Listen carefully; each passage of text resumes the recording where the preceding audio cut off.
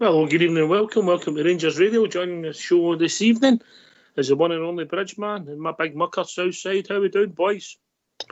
Hi, good evening, Ox. Good evening, Bridgeman. And good evening to everybody listening in this evening. Okay, I say a huge good evening to you two guys. Massive good evening to you guys in the lobby. And to all the Rangers fans listening in all over the world, good evening. Welcome to Rangers Radio. We shouldn't laugh, really, should we? We shouldn't laugh. Please Anyway. say it so we can all laugh. No. We shouldn't laugh. We shouldn't laugh. Anyway, how are you, Southside? Looking forward to the ball game tomorrow? Aye, mate. I'm really looking forward to it. It's been a long 10 days, 2 weeks, sort of, whatever you want to call it. So, I'm looking forward to tomorrow, mate. See the Rangers back in action. Aye. Bridgeman, biggest game of the season, mucker.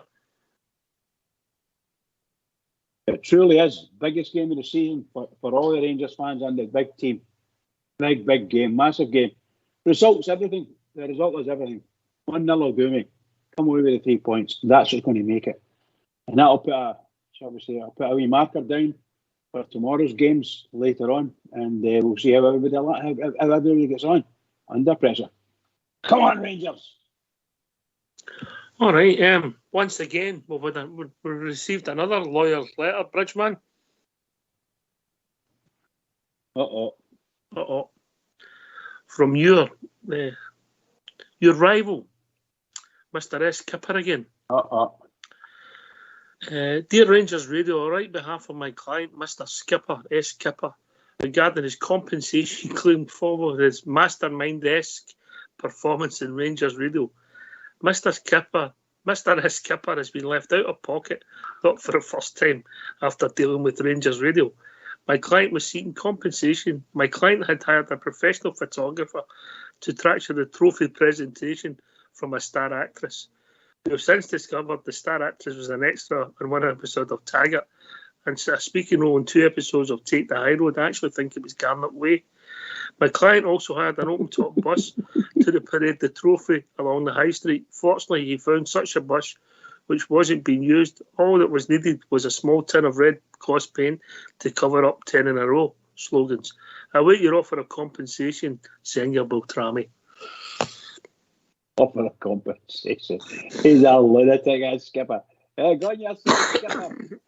He's a madman. He's the champ. He's the champ Southside. Aye, mate. It was a great performance for Skipper at short notice, mate. Aye, it was excellent. He done really well. Did you send Madonna a birthday card for the day of 63rd? No, mate, I didn't. I was just thinking it was a toss-up between, what was it, Charlie or Andy? Aye, I knew future kings making the press, didn't he? Hell, it's like you say, when you're on it and you're having to think on your feet quick, mate. That's what happens. Nobody's been able to find you ever since he's disappeared. Right, okay, enough laughing, enough laughing. Right, we'll go the interview for Stevie G, and then we can start discussing the team, and then we can open the phone lines. Does that sound like a plan? Absolutely. Yep. Right after the team, I want your. Right after we hear for Stevie G, I want your team, Big Southside. Let's hear for your manager, Steven Gerrard.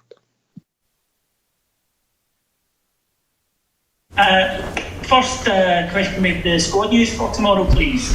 Yeah, we're in pretty decent shape. Obviously, you'll be well aware of Giannis' situation. Obviously, he won't be available.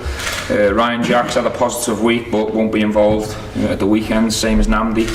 Still waiting for some results from the specialist in terms of Nandi, but should have an update in about 6 or 7 days time on him.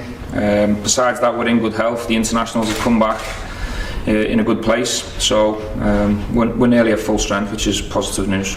Yeah, on that, Stephen, the fans were obviously very excited to see Ryan Jack in the European squad. How big is he in terms of not only what he brings as a player, but his personality to the squad? Well, look, I think you've got to understand how this squad works, because I'm not sure you're totally educated. I had to obviously do a lot of work around it myself. That's not to be disrespectful. It's the Scottish lads that have been trained at a Scottish academy are almost a free pass into the squad anyway. So it's not as if anyone else is put out by Ryan Jack's selection, but I think everyone's well aware of how much I rate Ryan Jack and how much I want him back, because he certainly makes the 11 and the group a lot stronger.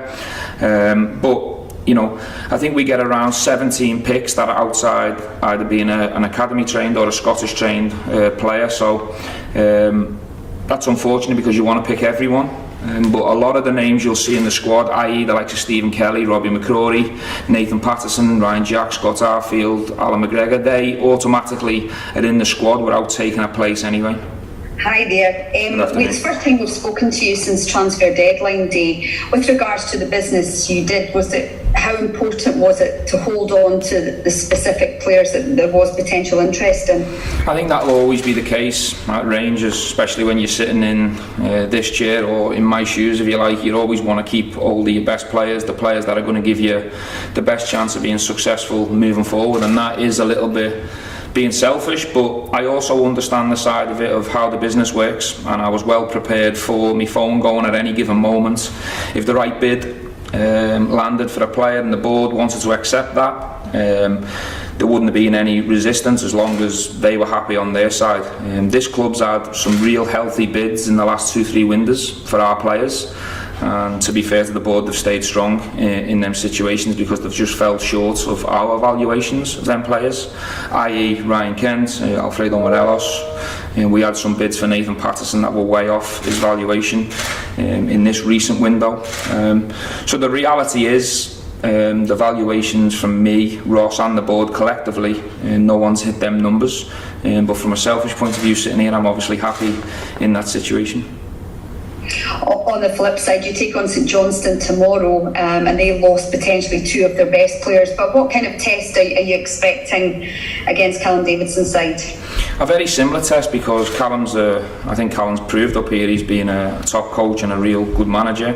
He's had instant success, and that's down to how he sets his team up, how organised they are, and what his players give him, which is real honesty, organised, they're prepared to put the bodies on the line for Callum, and within that they've got some talented lads as well who can hurt you, and they try and force mistakes out of you. So without a doubt, going to a place like St Johnstone, us Rangers, which is my main focus, we have to be really at it and at our best to get the 3 points.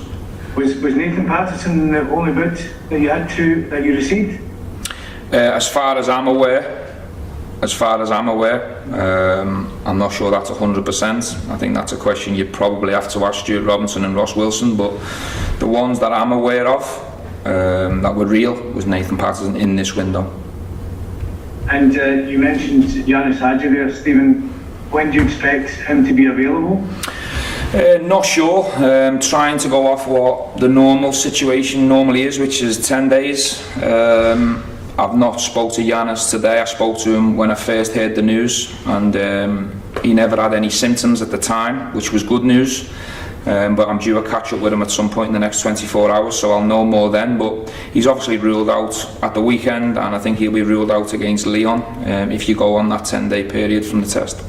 Even as you said, it's been a while since we've spoken to you, and I just wanted to take you back to that time out that you had and the situation that you were handed, which was pretty much hopefully a once-in-a-lifetime thing. How did you cope, watching particularly that Old Firm game from the house? I think you've got no choice but to cope. It's not ideal, and as you say, it's not an experience that I want to experience again. I came here to manage from the sideline.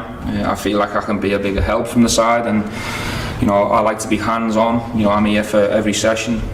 I could still obviously contribute in terms of the preparation and picking the team and making the decisions, but to do that remotely can be frustrating.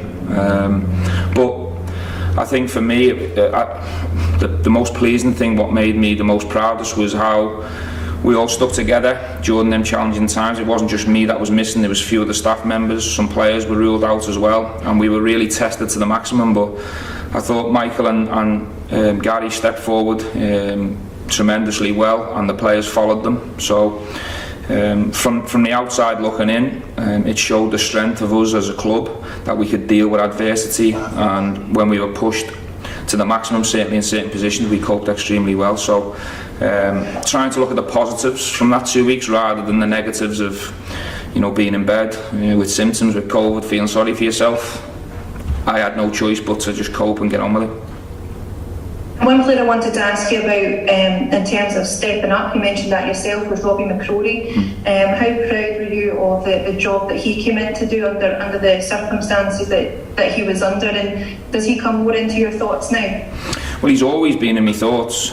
We've always had a plan for Robbie, and that's not just in the last 2 weeks. You know, the reason we've sent Robbie out on loan and tried to build them loans up in terms of the level and the standard is to prepare him for one day being one of Rangers' 2 goalkeepers. We think he's got the potential to one day be a Rangers number 1, and even more in the short term to be part, you know, when Alan moves on, to be one of our main goalkeepers. So Robbie and his people know our plan. He was outstanding in the couple of weeks, but what I would say is them 2 performances have come on the back of how he's returned on day 1. He's come back in fantastic shape, trained consistently well, seems to be a little bit more maturity about how he's going about his work now. He's smiling, he's enjoying it, so he's in a great place, and I'd have no doubt of using him again at any given time. So credit to him, he stepped forward in real good style, because he was through in at the deep end, but I think his preparation, certainly at Livingston, having the Celtic experience at Livingston, being around the Scotland under-21 group, he was prepared for it in the best possible way, and he delivered. Good afternoon. Afternoon, man. Stephen Kelly had a great game for the under-21s against Turkey for Scotland. In terms of how things are developing with the B team, and also the other route where you've got players get out on loan, have you been able to make any assessment yet about the B team as a route to the first team? Well, listen, I've been pleased with the B team lads that have come over and trained with us. We've had a lot of numbers around us in the last couple of days. I know obviously we had to promote a few around the last couple of games due to COVID situations. We've got a lot of B team players that are knocking on the door to come into the squad. We've decided to keep Stephen around the group. We feel the loan opportunities that he had, with all due respect, we feel his development would have been better training every day alongside Stephen Davis's, Glenn Kamara's, Joe Aribo's, and testing themselves against that level of player is the next path for him. And I know he's ready, Stephen. I know he was one of the top players in the international games. We're really pleased with him, but the competition's fierce in the midfield area. I added 2 in the recent window in Junior Bakuna, who's looking really close to being ready. John's training well, and obviously the lads that started in the old firm done a real stern job. Add Scott Arfield and Ryan Jack to that. Stephen Kelly's got his hands full, but he's doing everything he can from his point of view, and he needs to be ready. Also, with the first team, with Patterson's performance for Scotland against Moldova, I understand he took a wee knock, and then Tab been back in training. Does having 2 such similar players, is that a challenge to you, and in terms of squad management, or are you seeing it as a challenge to perhaps develop people's games, and being able to fit into defence where you've got that embarrassment of riches in one position? It was a pretty loaded question, and I appreciate obviously Nathan's a big interest to the media up here in Scotland. He did do fantastically well. I watched the game, albeit it was against Moldova. Nathan's doing fantastically well, and don't worry about his development, because he's up against Ryan Kent most days. If he's not up against Ryan Kent, he's up against Scott Wright. He's got forwards like Jermaine Defoe, Kamar Roof and Alfredo Morelos, who are challenging him every minute of every training session. So Nathan will come through and be the number 1 right back here at Rangers when the time's right. He's also ready now to compete for the jersey. He's pushing James in every way, shape and form he can, and I believe it is a challenge in every position, because I have got a loaded squad, but that's what eventually will make us even more successful than we have been. But I've got no doubt that Nathan Patterson's in the right place from a development point of view, and also he's a Rangers fan. He loves the club. He's happy here, he's settled, and he's more than ready, albeit he's had a kick this week, and we'll have to wait and see whether he's ready for tomorrow. Why don't you give us a call on 0141 356 1972. It's your show, it's your platform. Let's hear from you.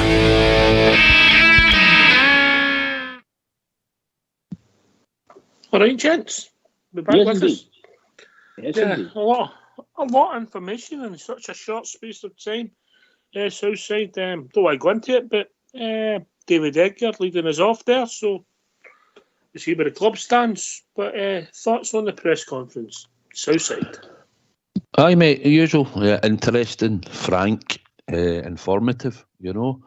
It was good to listen to him. Covered a lot of the points, talking about the squad and that. So, aye, always interesting, mate, when he does his presser.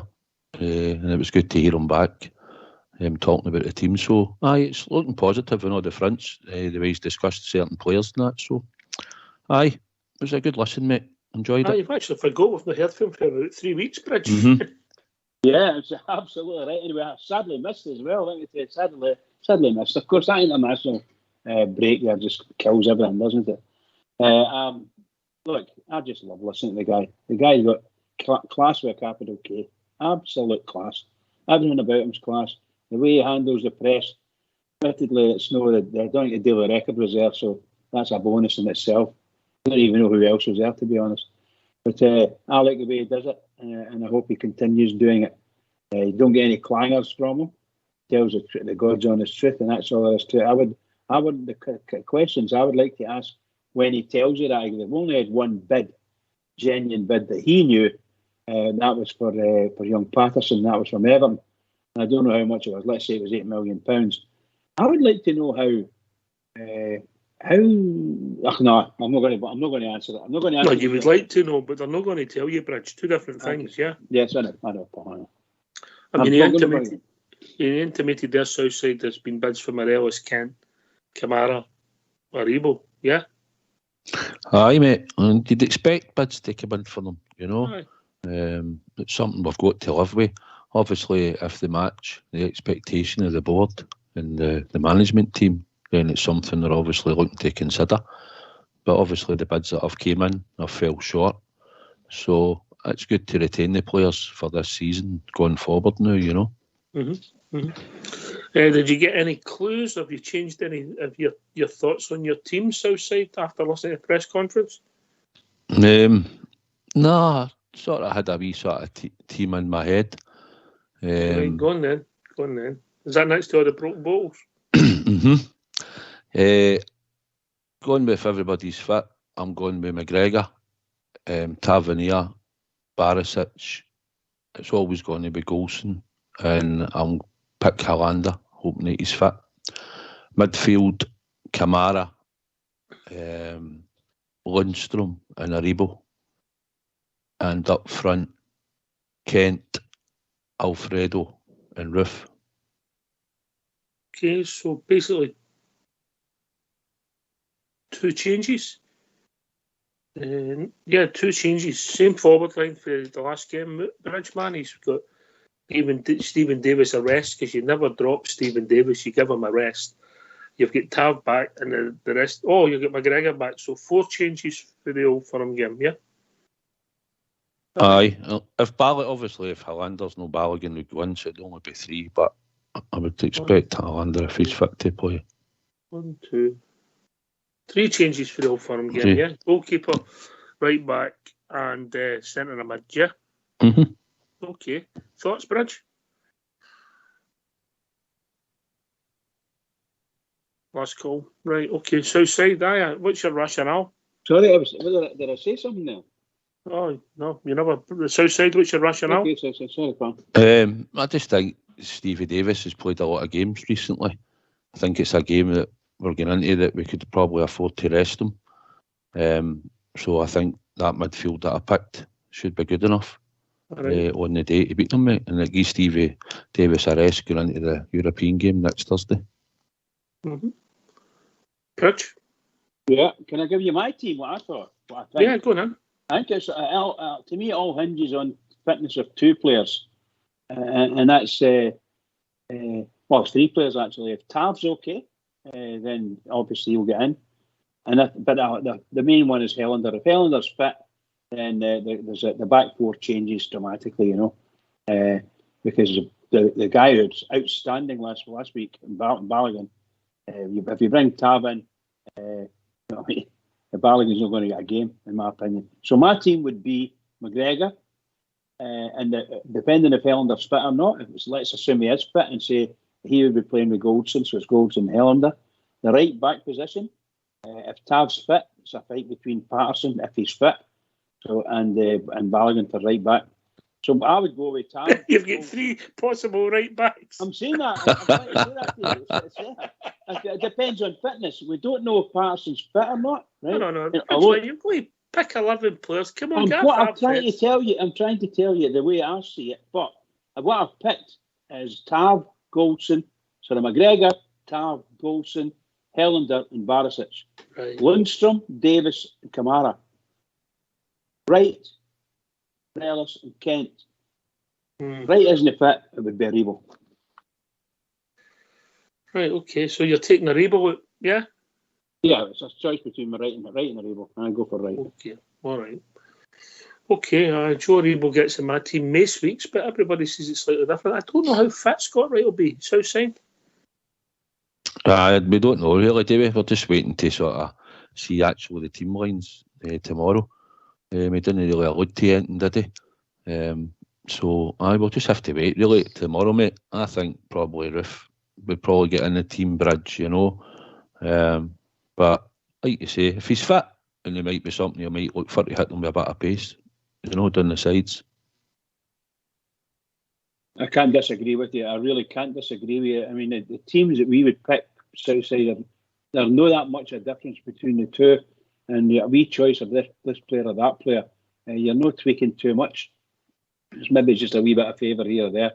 But the truth is that we'll know us two, I don't think we'll be ever too far away from each other when we pick a team. Seriously. We've got a really good squad. Squad. Great minds think alike. But full seldom differ. Right, come and join us, give your thoughts. What did you make of the news of Ryan Jack, Bridgeman?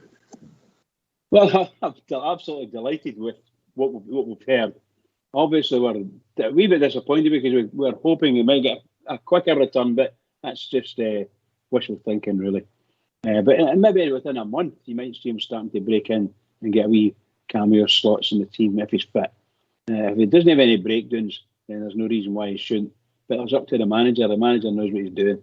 And good news, he's back training, and that's what matters. He's back training. So I don't know what level of training, but let's assume he's back in with a full squad. Great news. Southside? Hi, mate. It was good to the manager to name check him. I think he said he'd been in for the week's training. So hopefully going forward, I think similar to what Bridges saying, could be maybe another month away before he might make a breakthrough into maybe go on the bench or something, come on as a sub. But I think he's an integral part of the team. I know he was out for long spells last season and we won the league and the players in the midfield done well. But I think he has he's a right good piece of the jigsaw, mate, that we do miss. And I think we've done well to cover the sort of job that he does. But I think a fully fit Ryan Jack will make a big difference in the midfield, and it would also probably let Stephen Davis get more rest time as well. The manager seems to like him, doesn't he? Aye, 100%, mate. I like him as well. I think he's a really good player, mate. I do like him. Yeah, I'd say that what's not to like, he's a captain. It shows he's a captain. Every time he plays for Rangers, he's a captain. And within himself, he's a captain. We brought him there as a captain Aberdeen. And I actually thought he would walk into a team and become the captain. I did. But Tav's got it, so he's going to wrestle with it and go on with it. But he plays every time he plays just like a captain. I think he's brilliant. A great player for us. Great player. All right, come and join us. Give us your thoughts. Ring in. What's the number, Bridge?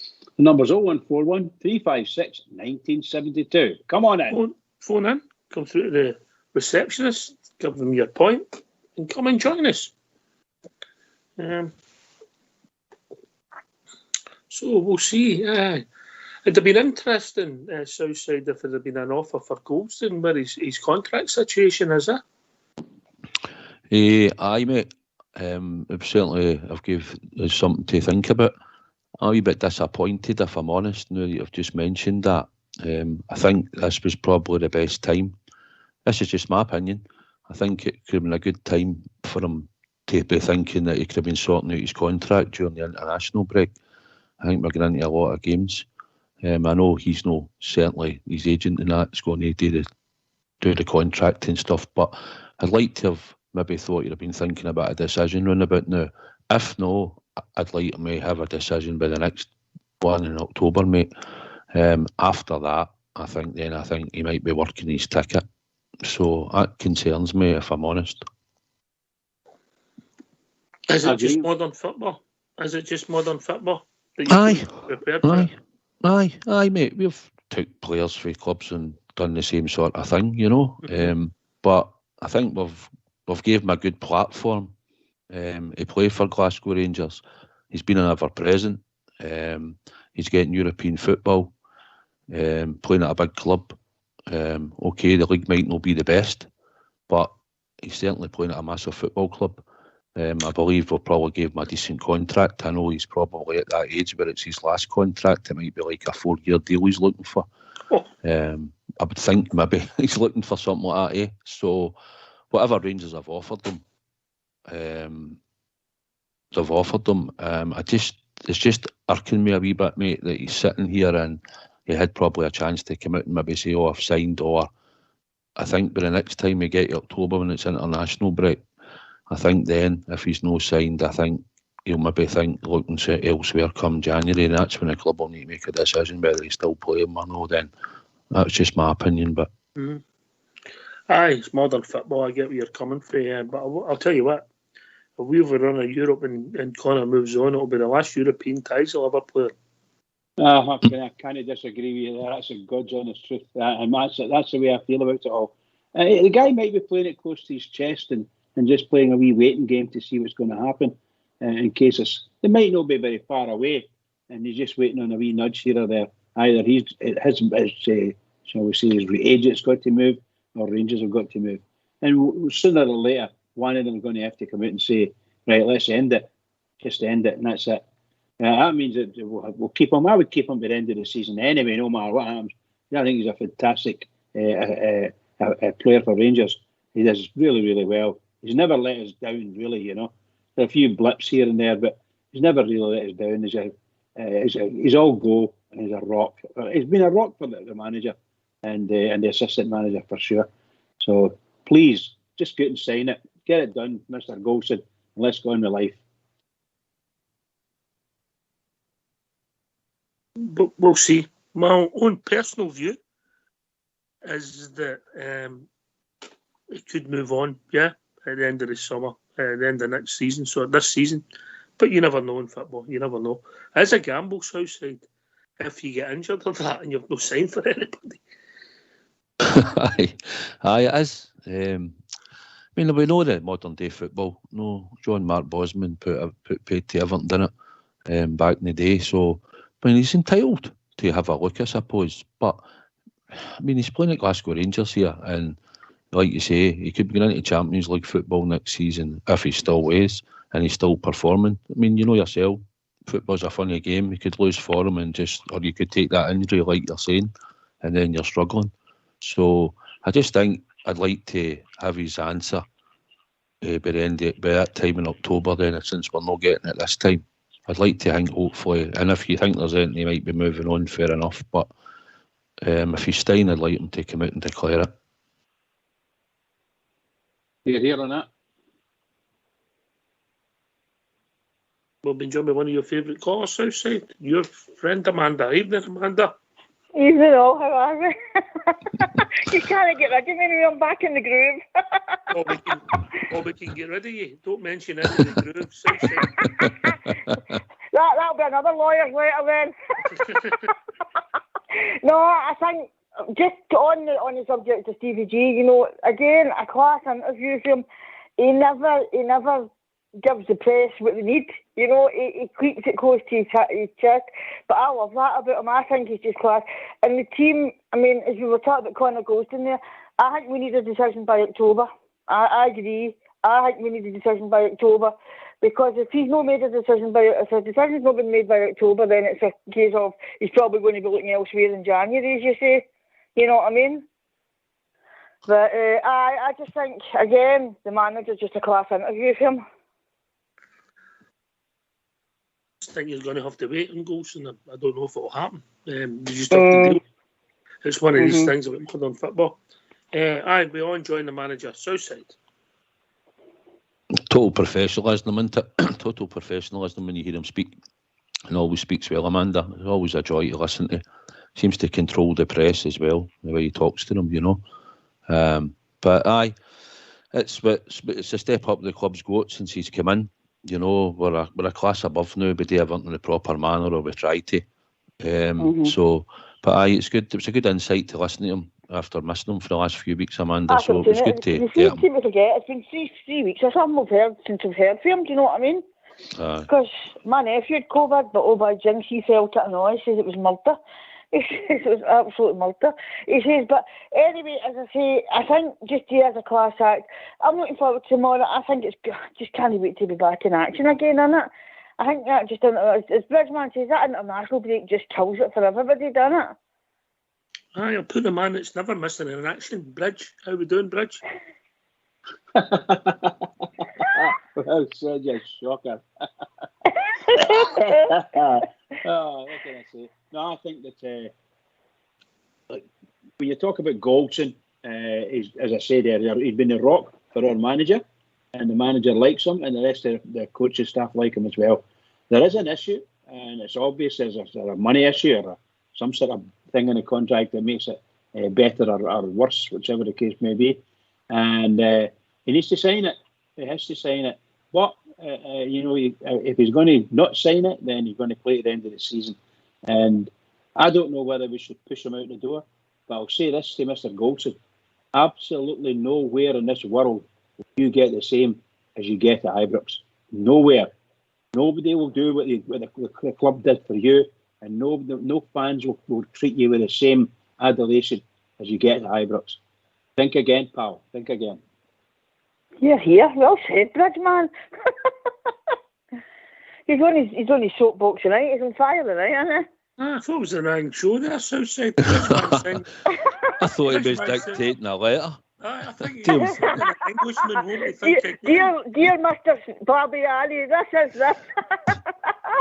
Oh dear. But no, I'll let you go and let more callers get in, but I'm looking forward to tomorrow. I think it's... What's the score going to be, Amanda? What's the score going to be? I'll just take a win for Rangers. That'll do me. A 1-0 will do me. You know what I mean? That'll do me. As long as you get the 3 points. I know, but that's the right attitude. Speak to you soon, Amanda. Right, take care. Bye. Bye. By the way, you're a shocker. Bye, Amanda. You two are shockers as well. Us? Well, as I said, I thought I was on the wrong show when I heard you sending an Englishman home to think again. No, think again for the Rangers. That's all I'm saying. Think again for the Rangers, because I'll say it now. He came from quite a low-level club in the Premiership, admittedly, which was probably 3 times the money he would get at Rangers. But he's never going to get back. I don't think he'll ever get back to that. I just don't see I don't know, mate. I think he might have took a pie rise when he came up the road. I think he went for Shrewsbury. They took a punt on him. I think he might have got a rise when he came to Rangers, no? I thought he came direct from Brighton, so my apologies. I did, but they'd signed him for Shrewsbury, so I don't think he was a massive signing. Right, I see what you mean. But he was ill for a while. He was out again for a while, yeah. Yes. Aye, well, that's the way I see it. And he'll end up in the Championship. But by the way, for him, a weekly wage or a monthly wage or whatever, he'll probably get more money than he gets with the Rangers. But if he, I just don't see. They cannot offer what you said earlier. Nobody can offer him the European experience that Rangers can offer him. Nobody, because he'll never end up in the top 6 team and a top 10 team rather in the English Premiership. I just don't see it. Mm-hmm. Much as I like him. You've been a big fan of his, but we'll see. Listen, it's not something I personally got upset. I get how people got upset Southside, but unfortunately, players come and go all the time now, and so do chief executives. But aye, here. If he's playing the game, he's entitled to. But obviously, when we've put a contract in front of him and we've gave him an offer, then you think he might have been more inclined to sign it. But if he's not, and he wants to play the game to see what happens come January, then that's just the world that we're in now, mate. That's just the way it goes. He's 29. He's 29 this week before Christmas. Yeah. So you're right, Southside. He's moving into his sort of last, after this contract, whatever he'll be doing the way, if that makes sense, you know. So 4-year contract, no for me, mate. No for me. Yeah, maybe a year with a year extension, 2 year with a year extension. If both parties are happy, then we'll see where it takes you, innit? Aye, that's the way I think that's the way we'd probably be looking at it. I don't know what they've offered him, mate. But it's business, that's between him and the club. Aye. But if it's a 4-year contract, that just takes him up to his 33. So we played centre halves at our own. All right, we've been joined by John. Evening, John. Hi, pal. How you doing, Ox? Right, just a quick question to ask the panel. Aye, don't you think the agents have got too much control over the players and what kind of money they're talking, because they're looking for big bucks, aren't they? I'll no argue with that, but I'll pass you to Southside. They're all agents' play, mate, isn't it? They're looking for the best deal for their player. I just think sometimes, I mean, it's the way all players do it, but Golston's been ever present for us. We took a chance on him probably after his surgery and stuff, and he's played well for us for most of the time. He's been pretty good. He's got a odd mistake in him. He's not my cup of tea, mate. I think we could get better, but he had a good season last year. But I think it's just the way it is going, mate. I'd like him to have made a decision. I'd like to, if he's considering signing, I'd like to have known around about now October, when it comes to the break, see if he's willing to commit to us. And if no, I think we'll have to accept then that he's going to move on, and we'll need to look to recruit some centre backs, you know. Is it the Golston issue you're talking about, John, or is it anything else? Golston and Kamara. Well, Kamara's got 2 years left, mate. 2 years left. Oh, did he get 2 years? I wasn't sure. I know that when his contract runs out, I think it's the same week as my 21st. Just the same, mate. I mean, I'm 73, so it must be a year younger than me then. Shocker. Oh, shit. He's laughing at. That's brilliant, buddy.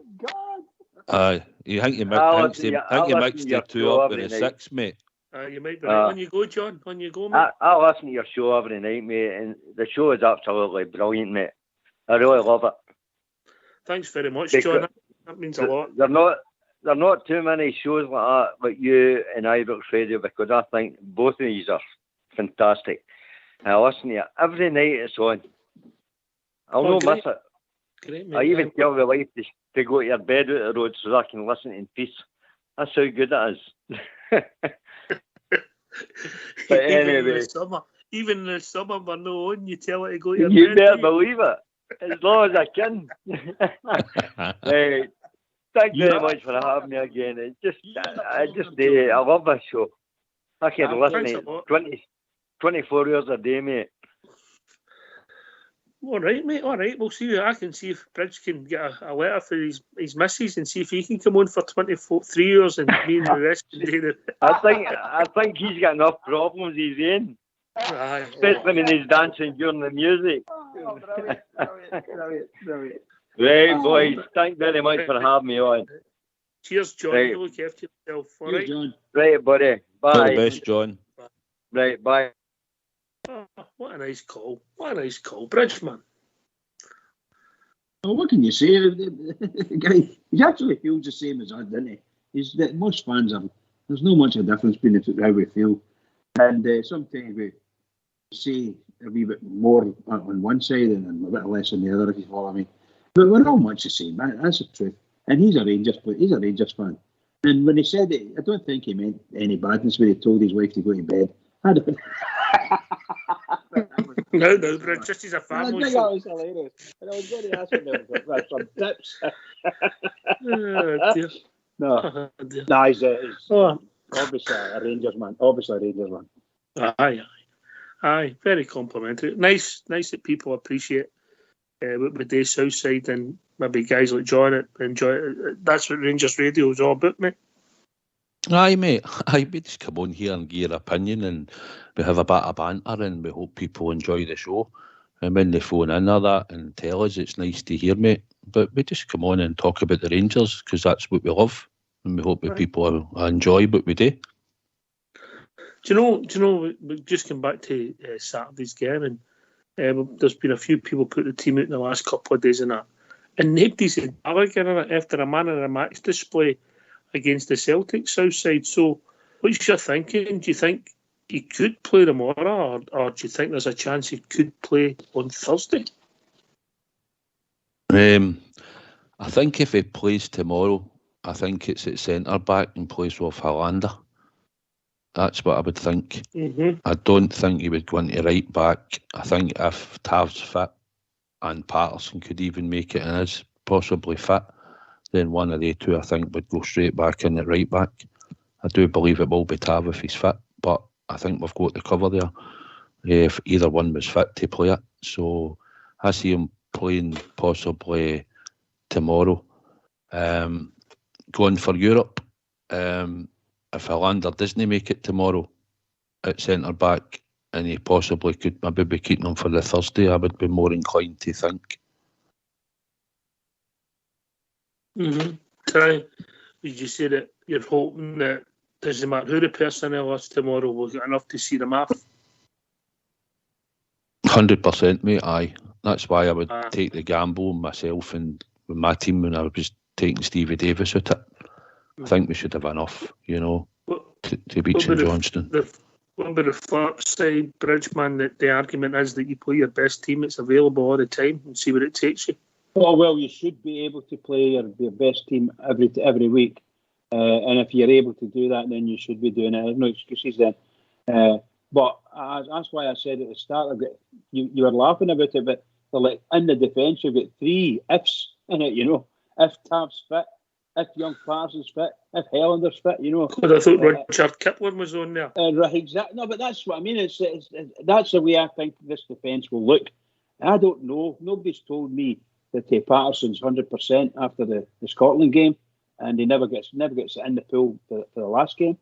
So these things are there. They might be carrying a wee knock, but we're not getting told it. But that's a fantastic choice. If Tav was even a wee bit off pace, Balogun's got to play right back.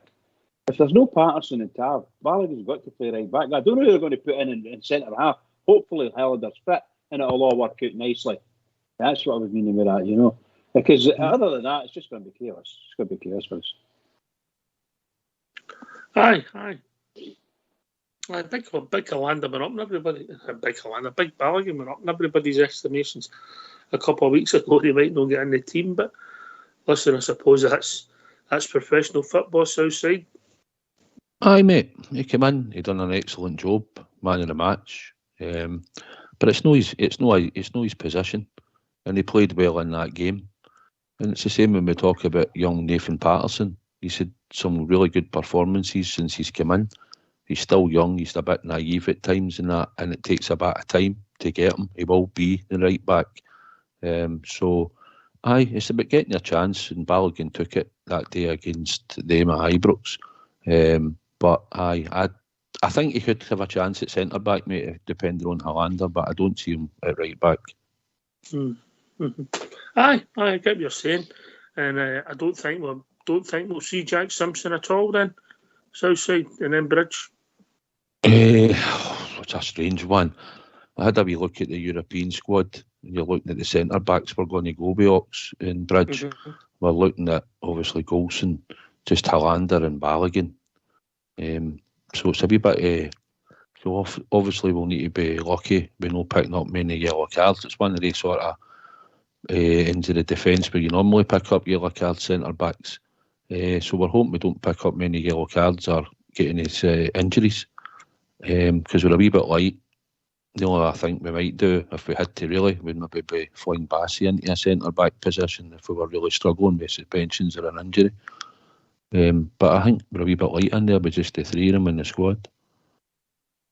But is that not because you're only allowed so many on the subs bench, for instance, or how many subs are we going to run with? 3 in Europe? 3 subs in Europe now? I think there are 5 subs in Europe this year again. I think you're allowed 9 on the bench, I think. 9 on the bench. So you're allowed the 5 subs, that's all I'm meaning. And the reason I was saying that is because of the boy Simpson. Apparently he was the pick to go. So we need to wait and see for me, I don't have a problem with Simpson. I think, if there's an injury somewhere, I think Simpson could step in there to the centre back position because he needs games. He needs to be able to go out and stretch his legs as a twin centre half and do the business and make his passes count. That's what he needs to do because people. That's the only thing they complain about. They complain about he's coming out and he's going too far or too quick or whatever. And before you know it, he could easily have lost the ball. That kind of thing, taking too many chances. I think he's a smashing team. I think he's a really good player. I really do. And I hope it blossoms for him. I hope it does. I would never argue with my centre half expert, but everybody sees it different. But we'll see. The boy's got potential, and hopefully the coaching staff can drag it out. I get your point, Southside 3. Even more fullbacks, and when you think of our midfielders, they're not really the kind of people who could drop in and give you cover, are they? No, I mean, obviously Katic has went out on loan, so obviously that takes that away. I mean, basically we are down to the three of them. Obviously there might be a reason why Simpson can't go in, but obviously Sakala comes in. But it's just that we've got A3, we rely heavily on them. We rely heavily on them as well in the league. So I think we'll just need to hope that we don't pick up many yellow cards or an injury to any of them, going forward. Yeah, Bridgeman, did you? I don't know what you were reading today. I know you usually do. Is it you still get the FT and the Telegraph delivered? Yeah. Just the FT. All right. Okay. Just as well, you don't get the People as well, are it? The People? Oh, for God's sake! People's friend. The People's. No. Oh, I remember I used to get that many moons ago. The People's friend. I better not crack a joke there. I can get in and the Sunday People was a good read. A good read many moons ago. But did you see the breakdown? The Huddersfield either chief executive or somebody down there's come out and said the breakdown with the deal. We never paid a penny for him at the moment. It's all big add-ons to the performances and buy-on clauses. I think, to be honest, I can read between the lines slightly with these things. I wouldn't be surprised if there's nothing on paper at all, and there's just a hope. If Rangers sell him, they told you what the deal was, mate. That's what they want, I think. I think that's what they want out of the deal. They never signed anything. It's signed, Bridgeman. The guy's come out and made a statement to his fans what the deal was. Okay, pal. Okay. Yeah, he's made a statement to his fans. I don't know if he picked up on that Southside, so we've got a player. We've actually got him for nothing, all right. If he does become successful, you could lose a bit more of the deal, but that's the punt you take on potential, mate, eh? Right, I wasn't aware of it. I didn't hear it, Ox, to be honest. But it sounds a good bit of business for us. There was somebody on Talk Sport, I think, when I was out in the car the other day, and I can't remember the player, but it just so happened that he was talking about him. And he said he was a really good player when he was at Huddersfield, but he wasn't always consistent. He said that's what let him down at times. So his idea was Steven Gerrard and the backroom team at Rangers and the players pool that we've got will bring it out of him. And if we can get the consistency out of him, he says we've got an absolutely cracking player. Only time will tell. You never know. We might see him tomorrow. I don't know if he'll start, Bridgeman, but he could get a jersey. Come on, maybe sub. Oh, it'd be wonderful if we could just see these people. I think it looks, based on the wee snips of the we call it YouTube, it looks a very good player. And everybody said he's a good player. Everybody that I've read through follow or any other areas, they've said he's a good player. And it's just like Southside said, that he's a bit, he's got to be a wee bit smarter in his thought process and blah, blah, blah, blah, blah, But at the end up, if Rangers can bring him round, he will be a great player. And that's where the part that manager's thinking of, if Rangers get it right with him, sell him on, then Huddersfield will get a few quid, probably a couple of £1 billion payback. That's what he's thinking of, in my opinion. So, it's also he's had to play games for us, and so there's clauses in it for European games and obviously numbers of games. So if he's successful at us, means he's in the team every week. So arguably it's not a bad deal when you think about it. Cracking bit of business, mate. Cracking bit of business. I've only seen wee clips of him. I watched YouTube and seen wee clips of him and that. So it's always like YouTube. They will show you the best parts. But listening to that ex-player or that player, he might still beat Huddersfield, I'm not sure, but he certainly said if Rangers get consistency at him, he'll be absolutely excellent because he's a bag of tricks and that, you know. I've seen some of the clips myself, but it's very difficult to judge in that. We'll see, and hopefully we see the boy and he gets a run of games. Maybe see him make his debut. I don't know. Maybe not against Livingston. You forget they're a top flight team, but you never know in the cup. Right, Bridge, give him a shout. Get him in here. Tell him to get phoning in, mate. What's the number? The number's 0141 356 1972. Come on in here and join us. Come on. Phone in. Get right through to the reception, and we will sort you out. Yes. Good to hear what people's thoughts on the team is for tomorrow, and also what the score could be. What are you looking for, Southside? I'm not even going to ask you, Bridgeman. I'm not even going to ask you. I'm going 3-0. I think we should be good enough to get a 3-0 up there, mate. Aye. What about the second half? Might get another one. 3 going on 4. 3 going on 4. There you go. I'll stick with my 1-0. I thought you might, brah. That'll do me fine. If the Southside wins it, I'll be very happy with that. The more goals we score, the better. And the less goals we let in, even better. Aye, I get your point, Bridget. So it's all about points in the league, isn't it? Yeah. 100%. We desperately need that too, I'll tell you. Aye. Not that we're behind in any way, but we desperately need to get out there and start building momentum for Rangers. Get in there, get the momentum running, and make sure we all get passes are nice and crisp and right to the man, and you'll know to go far wrong. Yeah, I'm looking. St Johnstone are 13-2. We're 2-5 on. £1 wins you £1.40. Yeah. Well, they've only scored 1 goal, mate, all season. So, as long as the attitude's right, Ox, it's like we say every week on here. If the attitude's right, we're on it for the start. We'll get an early goal or get a goal or 2 in the first half, and then it's just a matter of how many. And that's all we're looking for, a good performance, take us into Europe, going forward, and we get that wee momentum Sunday, Thursdays, and hopefully we'll get a good run of form with good results, mate.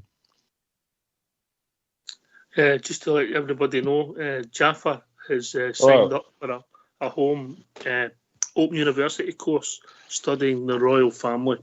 And a TV show. How we doing, Big Al? Not bad, gentlemen. How are you? 2 seconds. He's a bit quick this morning. Aye. On the hot. Did we? Aye, well, usually you phone in and then you take a good 5-10 minutes. It allows me to get settled, you know what I mean? Don't turn your camera on. Ah, you're all right. All right, Big Al, how are you, pal? Aye, I'm good. Remember, I've met you. I've said to you before, it's never good to meet your heroes. Cheers, mate. I don't know how to take that. Nah, it's a compliment and jest. Yeah, it was a bit of a day, bit of a weekend. Met you twice the same weekend. I know, it was good. It was a good weekend. Actually, that was 3 years ago. Well, no, 2 years ago. My mum's anniversary the other day. 2019, mate. 2019. Aye. Anyway, just in regards to that Bacuna thing, I kind of had a wee read through that. I think it was on follow. It seems a kind of funny thing. We're taking a chance on a player. Where's the money to buy players that are already made?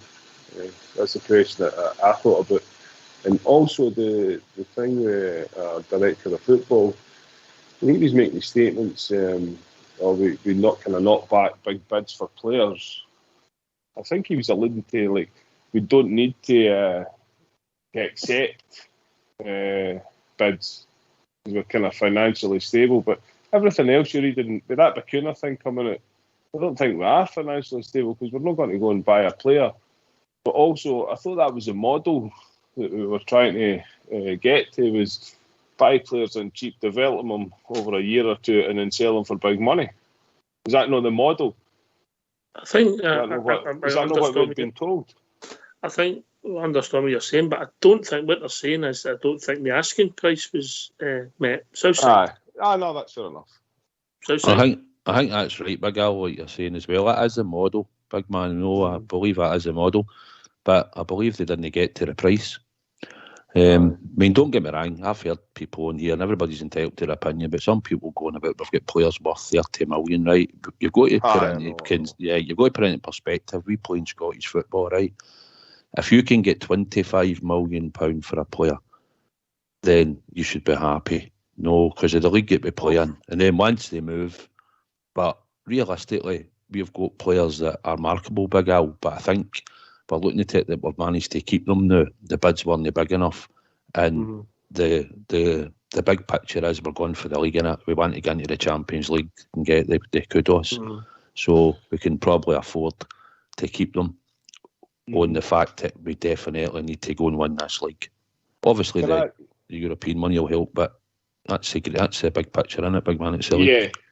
It's a league thing. So, see, just the Patterson, look, I've been raving about Patterson, love to see him in the team, but if, by all accounts, if we went for a $5 million bid to an $8 million bid for Patterson, I think that's a no bad deal. I wouldn't want to lose him, but how much more are you going to get? You're going to get 15, 20 million for him. I mean, you can price yourself at the market with valuation. I think 8 million quid would have been a nice wee draw for Patterson. Personally, I think he's just signed a new deal. He's got 4 years left. And you're buying. So what would be a fair? What would be a fair? What would be fair then? For Patterson, you want us to guess what they think's fair, or do you think? Just what you think. I mean, to me, 8 million seems all right. Would you accept 10?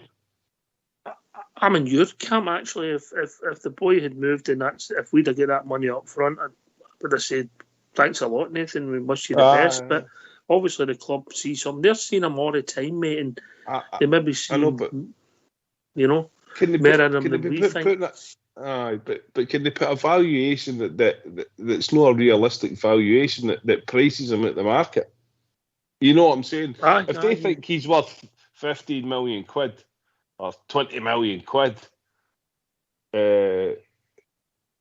how do they? I know what you're saying. I put my house on the market for the same value as Bridges, and everybody just laughed. But yours hasn't got a moat and a drawbridge. No, it's not. No. I think you're right, Al. It's a lot of money, £8 million. The boy is really untried and tested over a full season. That's why I've been saying on here, big man. He can get in and play games. I'd like to see him get in and play 25 games. I think if he could get 25 games under his belt for us this year, and then I think next season he will probably be trying to push Tav a lot harder. Things are different. Tav could get sold next season. You never know, and the boy just gets put right in there. But he's not made many mistakes, Big Al, and he's not had anything like that. He said it's all been glory with him at the moment, Yeah. And so I think sometimes we get ahead of ourselves. He is a good prospect, and it was a lot of money to offer for him if it was £8 million. If he goes to England, Big Al. They just must rate him, huh? Aye. See he went to Everton and he has 2 good seasons and they stick him in the team and he has 2 wonder seasons, he's going to go for a lot more than that because he's then played in the Premiership. So Rangers obviously see something in him, and I think we're looking maybe to keep him longer term at the moment, Big Al, and see him as a future right back. Get yourself on mute, lads. Get yourself on mute, because we're going to have a tune. Right. Phone.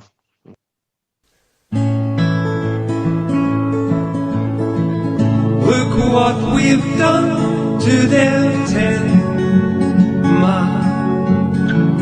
Look what we've done to their 10 man. Well, we've turned the end to 55. I'm feeling so alive, man. Look what we've done to their 10. Look what we've done to your 10, Neil. Look what we've done to your 10, Neil. Oh, you've been shouting 10 for 9 years now. Don't care how you feel, Neil. Look what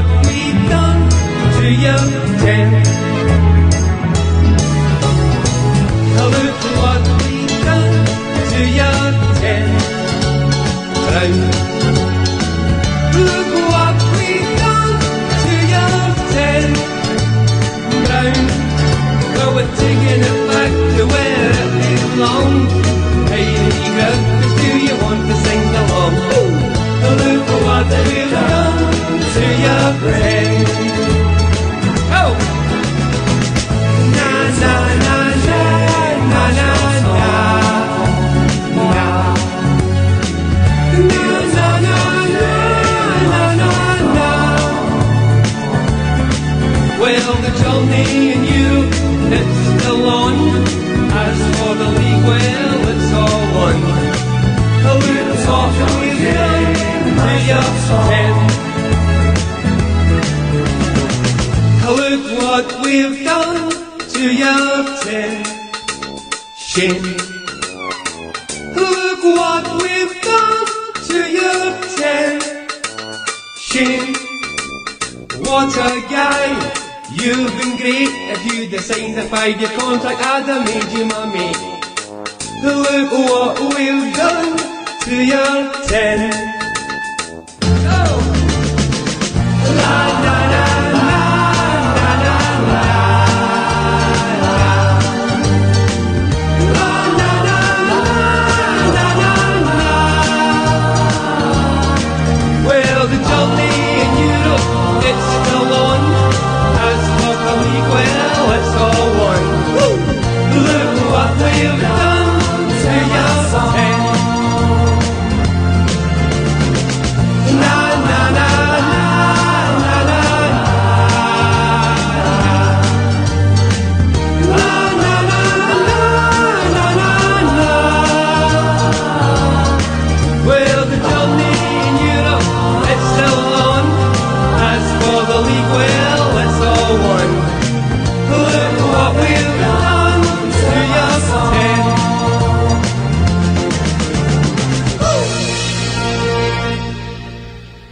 Why don't you give us a call on 0141 356 1972? It's your show, it's your platform. Let's hear from you.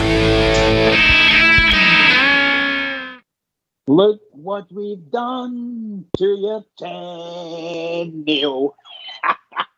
That's a brilliant song. Absolutely brilliant. One of the best I've heard. Very Absolutely clever, wasn't it? superb. Very clever. The simple things in life. See that guy that wrote that song in the video, it's brilliant, man. I pump it all the time, but he's up there with Lennon and McCartney with that line. If you signed a 5-year contract, I'd make you my mate, man. That's poetic. What we've done to your 10, The first time you heard that, it was really funny, wasn't it? It was really funny. The video is good. He's done a few, brilliant. Right, Al, you were just before we went to tune, you were talking, mate. What I was going to say, I hate talking about them, but Biscuit Hips, I think everybody's thinking in Scotland you're going to get a deal with Biscuit Hips, right? I mean, look at Patterson and the thing, the 23 million. You've got to remember, at that time, Arsenal were signing players just to keep the fans happy. They've got loads of money in the bank or whatever, so they can afford that. Realistically, the South Side was saying, coming for Scottish football, that's a lot of dough. That was just a lucky deal. However they struck that deal, that was there. But I think we compare it like your Dembele and that. You seen what happened this year with the players that were meant to be worth 50 million, the prices they went for, you know what I mean? So the market dictates, I think, heavily in regards to how much you're going to get.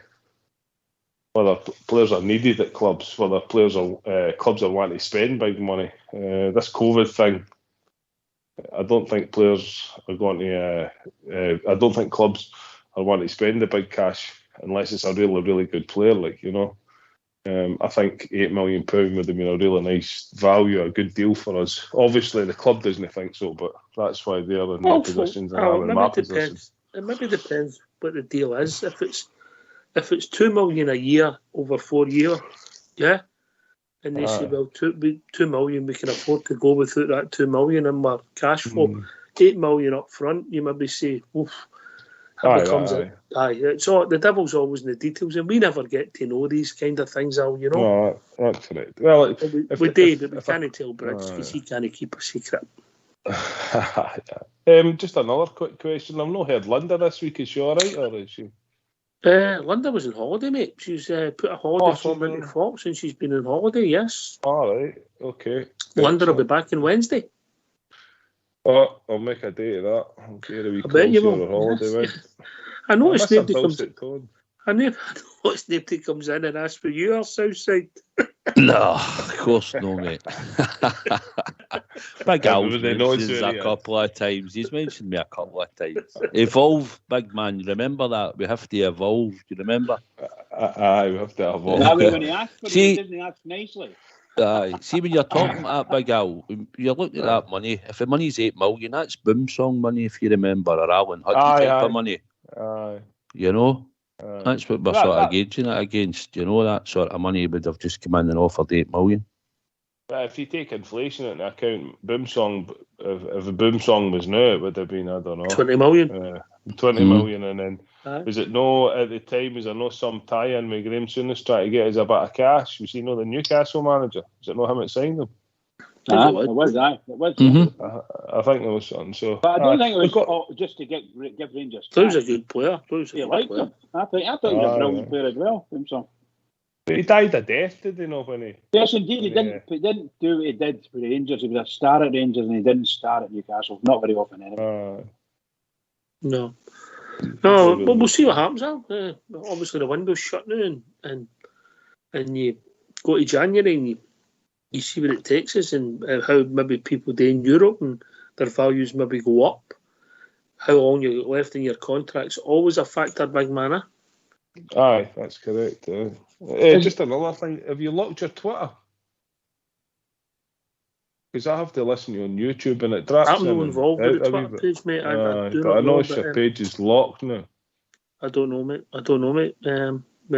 I'll get somebody to find out and let you know, big man. I'm not it's involved. got a padlock on it. Right, okay. I'll pass you to our padlock expert, Southside. Yeah, I just need to get the key, so it can be opened without a key. I know that. Get a crowbar. Oh dear. Fox is busier. I can bring him in. He knows more about Twitter. Sorry. No, it's just I'm not on Twitter or anything like that. It's just I just used to jump in there because I think you stream it through. We're getting all technical now. I think you stream it through Periscope on Twitter or something. That's correct. I believe so. It's a good signal. Right. Whereas the YouTube drops in and out, like, you know. What we were on, if you tried the rain lobby with Skipper and all the lads are? That's where I used to go all the time. I'll try that. Skipper chases everybody away eventually, you know, when he puts a bite on them for a few thousand. Does he? Aye. Oh, Skipper. Brilliant. He's some man. You looking forward to the game tomorrow? Aye. Big weekend of sport for me here. You've got the rugby behind you, and we've got the game tonight. So it's a big weekend of sport here, so I'm looking forward to it. I was looking forward to the test match. It never happened. What one was that? England and India. India. Postponed. What was it postponed for? COVID, I believe. Something to do with COVID. Oh, was it? No. Do you go to the test matches? Have you been to? I have been. I don't mind cricket, man. I don't mind it. Good game, mate. Good game. You fancy some more, Big Al? Oh, most definitely. I think momentum should be carried on. We've had that wee bit of a break, and I think the things coming at the club was maybe could have been done with a wee. Sounds a bit crazy. Maybe be doing a wee bit of a break to work on things. So yeah, all positive. The manager's back, isn't he? Good to see him back. Good to see him back. The players should be up for it. They've had that 10 days or 14 days, whatever it is, to work on a few things. So all guns blazing tomorrow. Should we be seeing a start for Bacuna and Sakala? Should we be seeing the two of them in the starting lineup? I don't think so, mate. I don't think so. I don't think that's Gerrard's style, mate. I really don't. Southside. I know. No, I don't see it. I picked a team earlier, Big Al, and I left Stevie Davis out just because of the amount of game time. I think we could play Aribo Kamara and Lundstrom in there, the more I think they'd be good enough to do a job in the midfield. I also picked Kent, Alfie and Roof up front. So in the normal defence, if they're all fit, and the goalkeeper is McGregor. So the usual sort of normal back four. And the midfield, obviously, people can have different choices. But that was the one I thought. Just like you said, he said he's had a lot of time to work with these type of players. Lundstrom's been in there, so he time to work in him and stuff. And I just think maybe or if you start with Davis, I think you'd like to get him off early, just because we're going to go on this run in Europe on Thursday night. Big man, I think he's played a lot of games and could do with a wee rest. And I think the more Lundstrom could come in and do that type of job with Kamara playing centre mid. I totally agree with you there. I think Davis, we can maybe start picking his games a wee bit more because he will be influential throughout the season. But just like what Ock said, it's no Gerrard's style, but he's played Lundstrom for the start. You know what I mean? We've had time to bed Sakala in, and surely that Buchanan. He came on for a few minutes last week. We've not seen him really since the Real Madrid game. Yeah, we haven't really seen him much. Injury, isn't it? That's injury. Aye. Buchanan, I think he could be in the squad tomorrow. I don't think he'll start. I think, Gerrard, that you have to get in. He needs to trust you. Bridgman. That's absolutely right. He's got to trust you. And it's got to be, I agree with you when you say that the two chaps won't be in the squad. They might be in the squad, but they'll not be starting. I doubt it very, very much. But you'll start to see him coming through. He needs to get a good team, all working, firing all cylinders. And he can bring these people in when you get a decent score and let them go. Because that's all it's needing. It doesn't need much more, in my opinion, you know. I just think, we as a team and as a squad, we've got everything's all there. Need to get it going now. It's get the manager, the coaches to pick it all up. Let's go. Get a bit of tempo in our game again, and let's run it to see how we go. And these players will come on and get the 20 minutes, 30 minutes games for a couple of times, and then all of a sudden you'll see them starting. That's what will happen. Providing they can cope with it, you know. They'll soon find it. Aye, but what position, Southside, do you see that Sakala playing in?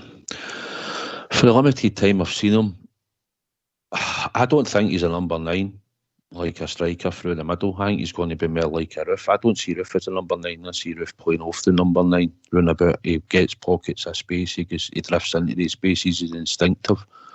So I don't see him. I see him sort of playing.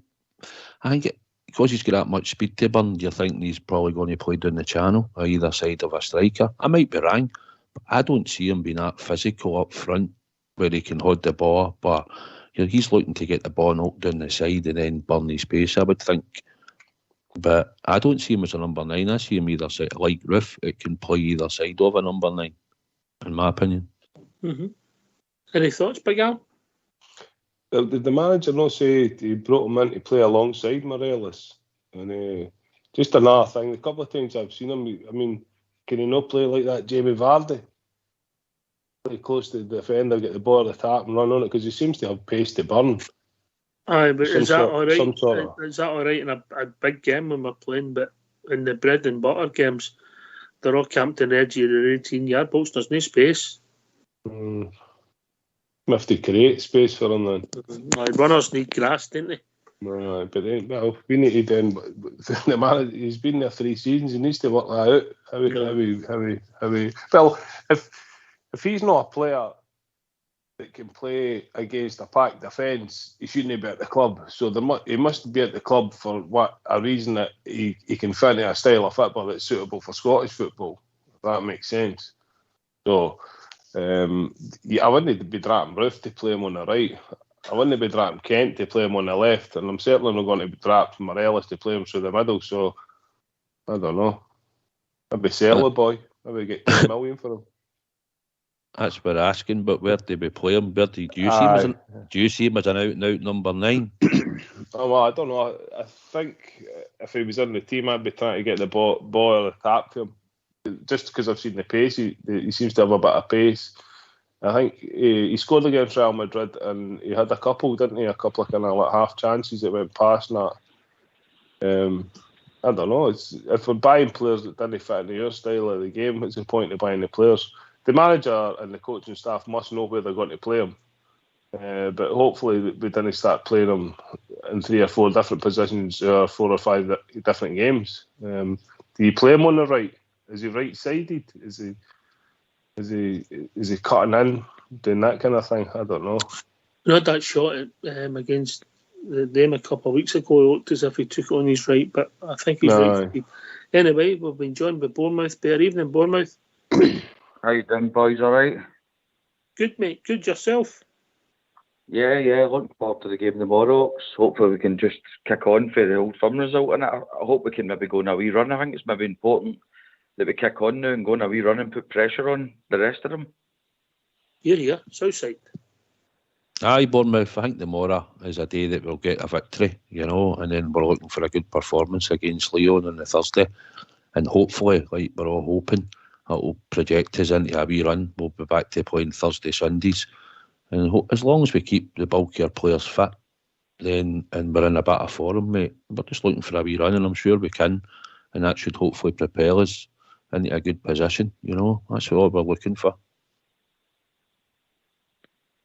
I'm hoping they come out strong. It will be a kind of tough place to go, the way they set up and that. But it's the usual. If we play our game, we win, and it's simple. We play our game, we win, and we've just got to do that. We've got to come out right for the start and just go at them and play our game. We play our game, we win, and it's 3 points and up the road, isn't it? Here, Bridgeman. Then we'll go to Big Al. Well, the guys were speaking about possibly, you get locked up with these low block, you like to call it, but it's really a 10-man across the penalty area type of thing, And then when you get inside the area with 2 bands of 6, or 2 bands of 5 rather, it's just some of the games we have to play is just quite incredible. So it's got to be on the ground or just above the ground type of passing. The long passes aren't going to win very much because they set themselves up with big tall defenders and they can just head the ball away. They seem to be able to head the ball away. And we need to be able to run the grass in front of them. So we need to hold the ball up a bit and then push. We've seen it before, we've done it before, and we've done it well. The trouble is, it's very tight. When you're in that box, it's very tight. They're diving the ground just to block the ball. They're doing everything to block the ball and block you as well, So it's really tough. The players, you've got to take a hat off to them when they win. And they're going to win tomorrow, for sure. In there, Rangers. Just remember, back in your day, a low block was called a cricket box, wasn't it? It's true, Well, I'm not going to say any more. I've just said it. Big Al. It's we've been playing against it for 3 years, haven't we? I mean, it's not as if we've not had any success playing against it, so it's just more of the same. The guys have to be patient. I think us as fans have to be patient as well, because I think we'll get the job done. But it's whether you get that break in the first 10 minutes and get that goal to settle your nerves, or whether you're having to wait to the 50th or 60th minute. It's holding that nerve. It's having your nerve. So I think we'll get the job done. I'd like to see us get the job done during the match a wee bit quicker, get 2 or 3 goals in the first half, and then all hell should break loose in the second half. But if it's a 1-0 on the 89th minute, I'll be happy as well, because it's vitally important that we get that 3 points. Vitally important. Aye, but I suppose, they've lost a few players, they've got a few injuries, but they've competed well against Galatasaray, Bournemouth. They did, and they held the line and the team impact. I think we've not had a good full 90 minutes this season. Why they're not in the first half or right in the second half. Hopefully that wee break, they're all back to full fitness. I want to see a full 90 minutes like last season, though. A good first half or a good second half. I want a good full 90 minutes, you know what I mean? And still the way it was last season. I don't know if it's just me, Bournemouth, but your sound's no brilliant. Southside, you picking up the same? Aye, mate, I was a wee bit breaking up there. You're Sounds in like it. that comedian. Can you hear me now, Ops? Aye, we Can you hear me now, Ops? Aye, we can see you. We can see you now. No, just looking for a full 90-minute performance, not a first half or a second half. You know, go for the full game. Most of this season, it's been a first half or a second half performance. Fox has been actually saying that. Even when we went that good run last year, Southside, Fox was saying similar a lot of the times with both teams away in the first half, and then it was no great in the second. We were poor in the first half and done really well in the second. We haven't. No often have we just 3 in the first or blow them away in the second, you know. But we've always done enough to win. Aye, we've had patchy performances first and second half, mate. We've all seen that. It's just about attitude, mate. And like I said, the team I named, but mate, I've changed 3 players for the last game. So I'm just looking for players. Tav's played with lead boots on at times, you know. So we're hoping he'll get if he comes back in and plays. It's just about performance. But the most important thing, don't forget, is the 3 points. A good performance is a bonus, but I think we're good enough to take 3 or 4 off St Johnstone. But they're a sturdy team. Callum Davidson's done well with them for the budget they've got. He's got them playing a nice system. It suits them. So we've just got to make sure that we keep the pressure on them, we keep prodding, we keep trying to create the chances, and hopefully when we create enough chances, we'll take at least 2 or 3 of them. And once we get 1 or 2, we know ourselves then it could be a matter of how many. So it's just about getting the goals, like Big Al says. We need to get out early in the first half and get a goal or 2. Aye. Obviously, we want performance, we want consistency, Big Al, but first and foremost, we want 3 points tomorrow, didn't we? Oh, definitely. 3 points is critical for our league title this year. Pardon me. Performance. I think that the performances come with confidence. If you're confident going into the game, and I think we take confidence for the last game we played, and then we just need to build on that game to game, tournament to tournament.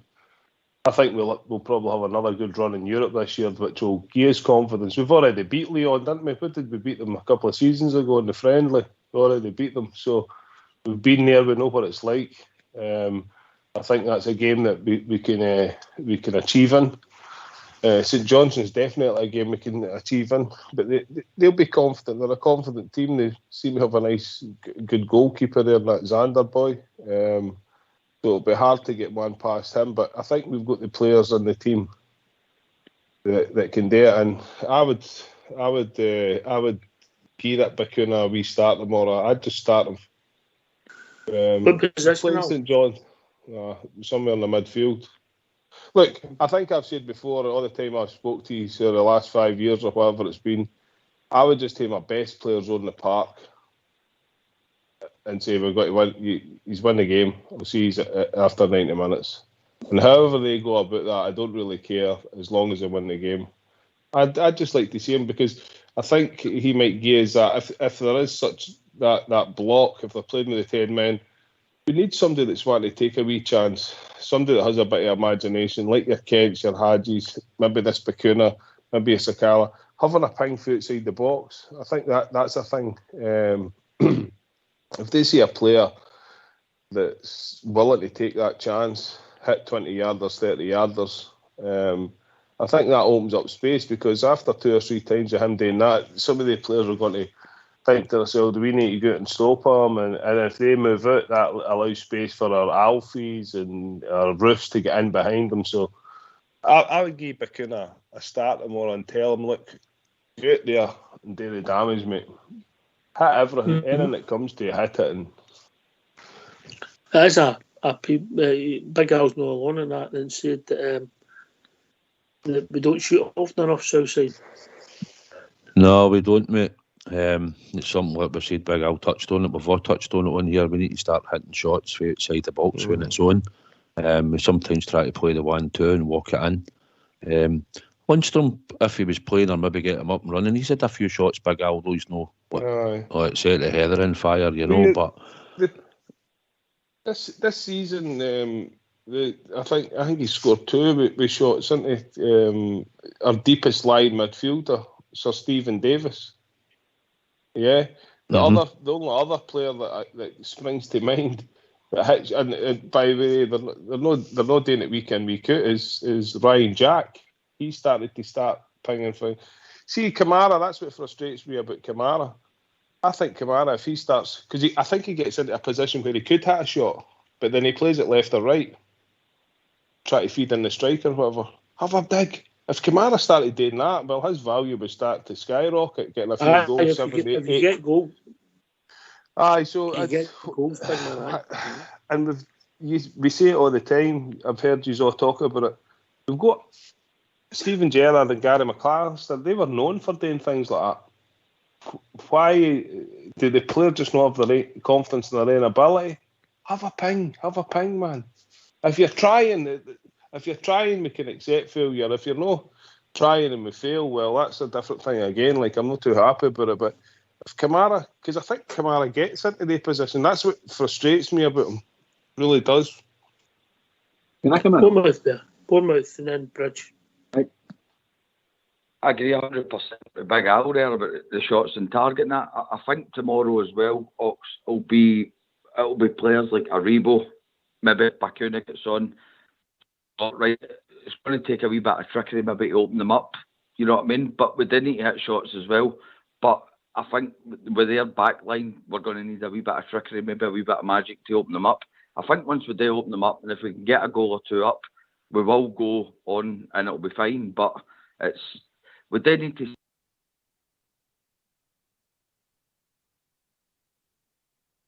Don't know what happened there. Hopefully Bournemouth will be back with us. Aye, he's right. You didn't mix it up, Southside. You can't just try the perfect goal all the time. Sometimes you just have to have a go and see where it takes us, or are the point instructions. Well, when we've all actually left out Scotty Arfield. Scotty Arfield's an intelligent player. When he was playing on for him, Big Al, he makes he runs from midfield right into the box. And where I sit at Ibrox, I've watched him do it season after season, and sometimes Tav doesn't see the run because he's the one that's got the ball and should play it long. Other times, other players. Arfield's intelligent, mate. I think his injury and that, and he come back, he was a wee bit sticky, but he'll certainly put a performance in for you. And who knows, he might even get in the team tomorrow, and he might be the one that's a jigsaw that just makes a wee run in the box and sticks the ball in it, because when he's usually fit, he's a high-scoring midfielder. He's very intelligent. He's very intelligent. He knew that Madonna was born in the 50s. Carry on. Carry on, Rich. Yes, I just want to say, sitting at Ibrox, well, and most people say, the guys that go away, Southside, you go away and you watch. And for the last number of games that we've played, we're talking about having shots at goal. We're all desperate for our players to do that. But for God's sake, get a free kick over the wall. Please, get one over the wall on target, make the keeper save or something. They haven't done that yet this season. It just doesn't say. I don't remember them doing any of this, so just get it over the wall, because we always seem to be hitting first man, in the free kicks. And that's not good enough. Where a season ago we were pinging the ball in, even if from to the far post, forcing the goalkeeper out or the defenders to make good headers. And sometimes we pick up the crumb and get a header on it and get a goal. We're just not getting these great crosses in that we used to get from free kicks, corners. Sometimes you get it. It's maybe 1 out of 5. But I really and truly, from the free kicks, particularly ones in front of goal, that great 20 yards out, the stuff that you used to be able to do, Oxchair, skip it over the wall there. And one of my 40s, mate. One of my 40s. Absolutely, yeah. Not that you knew where the ball was going, but at least you can. No, sometimes you don't. No, you couldn't see her the walks. That's how good you were. It's just that when you think about it, we're all wanting, all the Rangers fans want the club and the players. Talk about it, go and do it, go and practice, have a shot at goal, please. You're not going to get anywhere if you don't have a shot at goal or to get it on target or whatever. But for shots at with attempts at free kicks over the wall into the team. And Borna Barisic used to score quite a few goals. and Tavernier.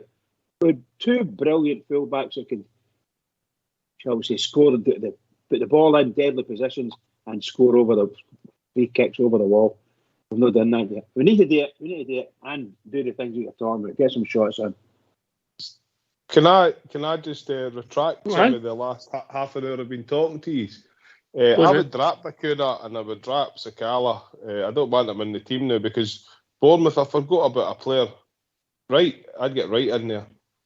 I get him. I love that young boy. So I retract that. Bakuna, you're on the bench and so is Sakala. Scott Wright started the season quite well. He's unlucky when that injury came about, big man. Aye. Is he fit for tomorrow? He didn't say he wasn't fit, but that means nothing with Gerrard Southside, does it? No, he just mentioned a wee group of players, Big Al, but he didn't really go into detail. No, so I said earlier, I think we'll have to wait till tomorrow. He actually names the 11. Did he mention Barisic? Is he all right? He didn't really mention Barisic, did he? He talked about... No. Didn't mention Sakala either, to be honest, in his interview, but...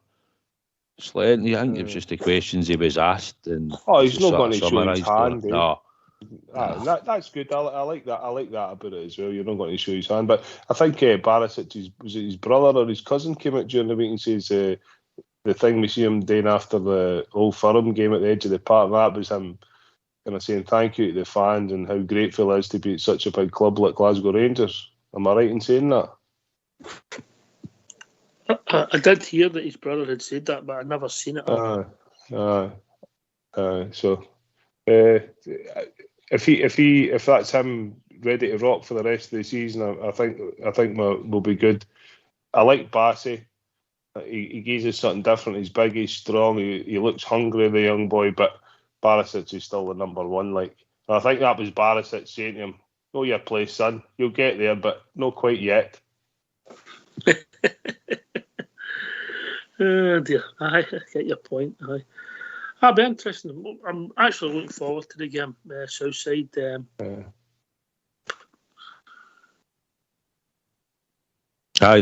I'm looking forward to it, buddy. For an early morning rise. I think we're off at 10 o'clock. So, all right. Walter used to say the Old Firm games are important, but the games either side of them are equally as important, huh? Well, there's no point in battering them and beating them and then flinging it away the following week, you know. They've got an easy game this weekend, so have we probably, if we get the attitude right and we play for them. So I'm just looking for the right attitude. You know, in the first 5-10 minutes how we start. If we get steamed in straight away, and like we say, we're all looking for an early goal in the first 15-20 minutes, get us a goal up, hopefully hit another one before half time, and then it's just a matter of how many. I like your attitude. I agree with that. Does Aribo start tomorrow? Did you play him on the right hand side? Does he start? I think Joe Aribo, I think he gets into our team most of the time. But he's been away with Nigeria, so this is you don't know, mate. This is what you don't know, you know. Was Balogun, was he away as well with Nigeria? Aye. I think there's something happened when they were away as well. They never got into somewhere and they never got to play because they came for the UK.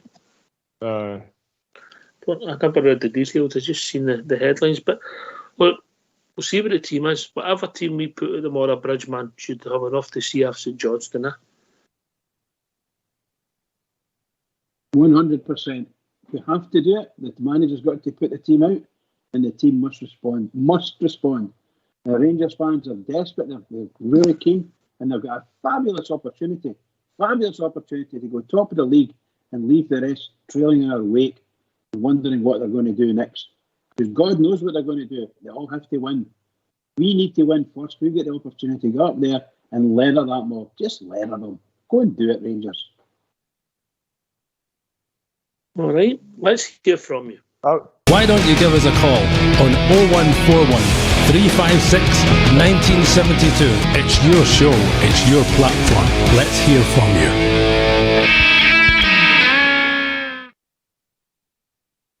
Ox. Yes, mate. So in regards to that, because I've not checked the tables or that, so if we win tomorrow, we go top of the league, no matter what results, we're top of the league to next week? No, never said that, mate. No, but we go top of the league if we win tomorrow, yeah. Aye. And if Hibs or Hearts win, we'd be second in the league, yeah.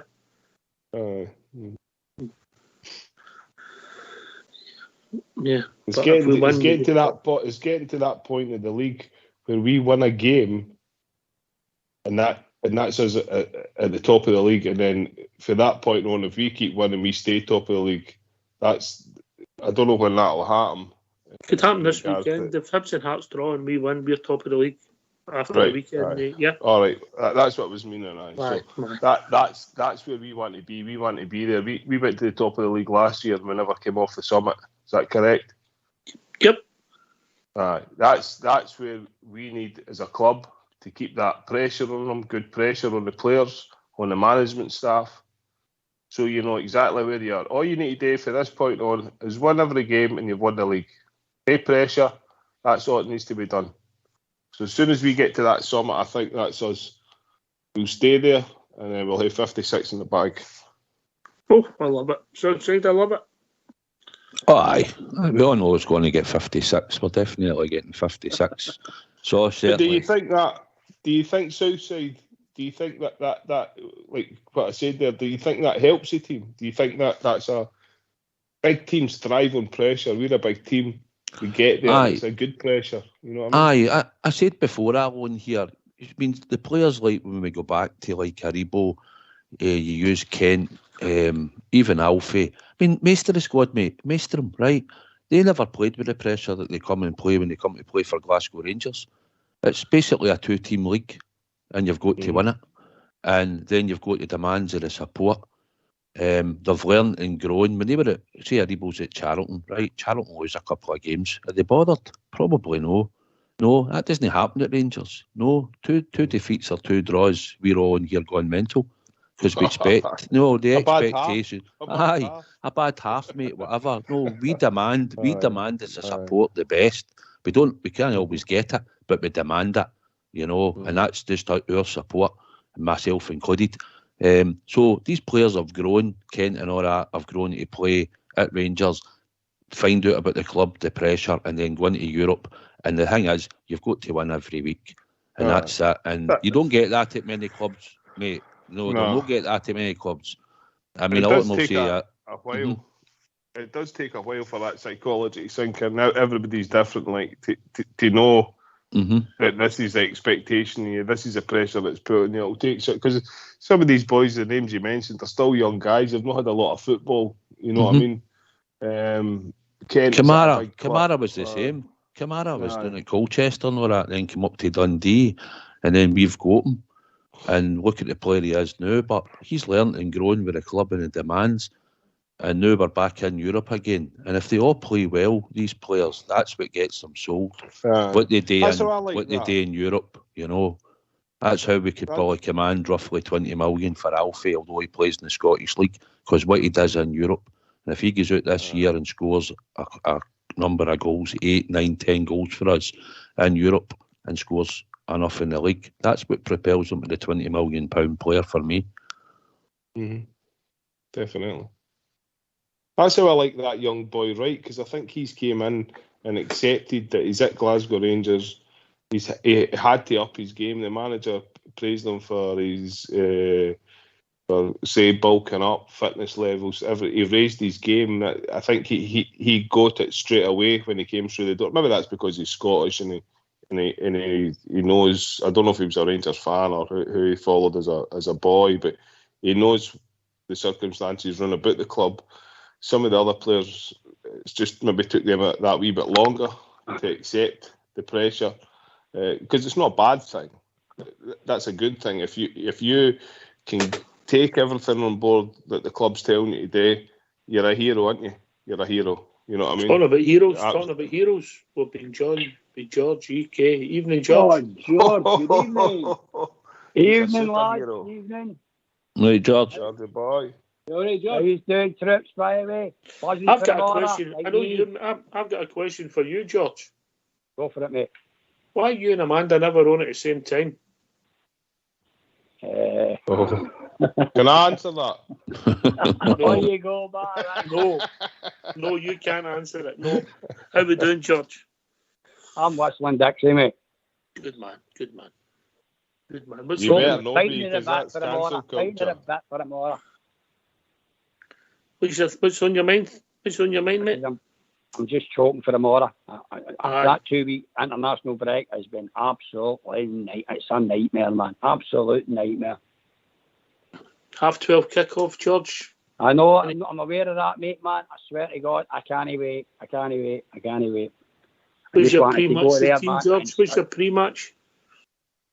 But with the score will be? No, what's your pre-match routine? A pre-match routine? Try to keep sane. Well, you failed. Get Amanda breakfast. Boys, know what I mean? I heard you, Big Al. I heard you. What was that? What did you say there? No, I can't repeat it. You make Amanda breakfast in bed, and the two of you lounge Behave about for an hour or two. Behave yourself. I can hear you biting a bit for Linda. George, I think you call that a breakfast roll. Oh, I see what you done there, Southside. That was quite clever. Say that again. Oh, is that suicide? He's laughing at his own jokes. It's a family show, come on. He's laughing at his own jokes. That's when you know they're bad. It must be a good joke. No, George, you can get sausage, bacon, egg, and totty scone on a roll. It's called a breakfast roll. Oh, here. I've had that before. I used to make that myself. That's the business, that. Right, George, what's on your mind? Come on. Well, 2 weeks fighting it a bit, man. I want us to go out there tomorrow, man, and be Rangers and go out there and play them. But then again, I know it's a block by way, man, but I want to see you shooting outside the box, man. We need to try and date, man, because you know yourself, you can ricochet off up one of their players, man, or one of yours and get in the goal. Send the keeper the wrong way, man. We need to start, because this try to break them down is a pure nightmare, by the way, you know what I mean? But at the end of the day, man, we're a good enough team, and I think we'll beat them 2-0. All right, I'd take that. Bridgeman, in you come. You'd be more delighted with that. All right, Bridge. Aye, George, I tell you what, see, 2-0 is better than that. It's a double man, Bridgeman, isn't it? But I will accept any score that gives us 3 points. And the more the merrier. I'm a very cautious person, always have been when it's come to Rangers. A 1-0 win always did me all the way through the time I was supporting them. But when it got to 2 and 3 and higher, you're delirious. You just get carried away with the world becomes a fabulous place and so on and so forth. So, see the one now, Bridge. I don't know how you can handle it, mate, man. I'm like that because if I'm going to a cardiac arrest. Well, I'm just the same as yourselves.